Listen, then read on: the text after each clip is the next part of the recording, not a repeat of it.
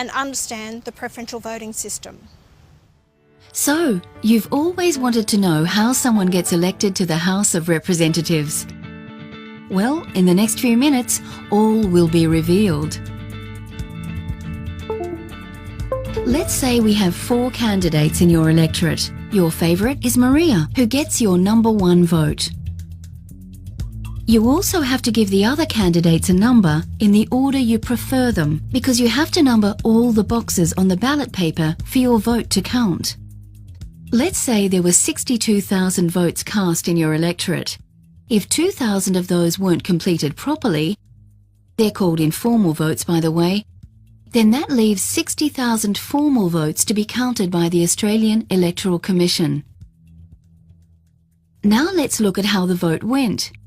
Lee got 23,000 votes, Maria got 22,000, Andrew got 10,000, and only 5,000 voted for Alexandra.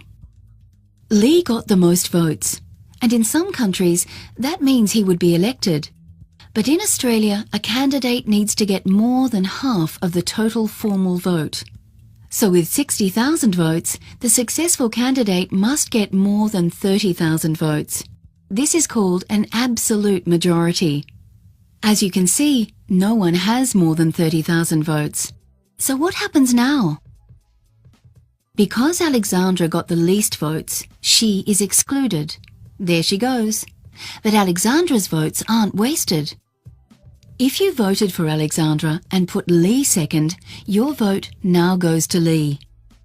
Others had Maria as their second favourite, so their vote goes to Maria. Like this.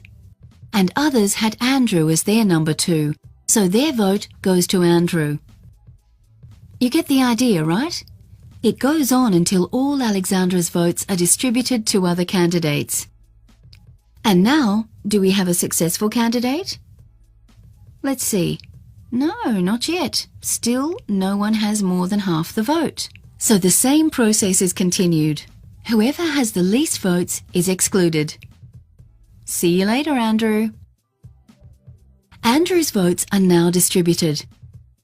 If you voted for Andrew and had Maria as number 2, now she gets your vote. This person had Lee as their number 2, so Lee gets their vote. This person had Alexandra as number 2, but Alexandra has been excluded. Tricky, eh? No, not really.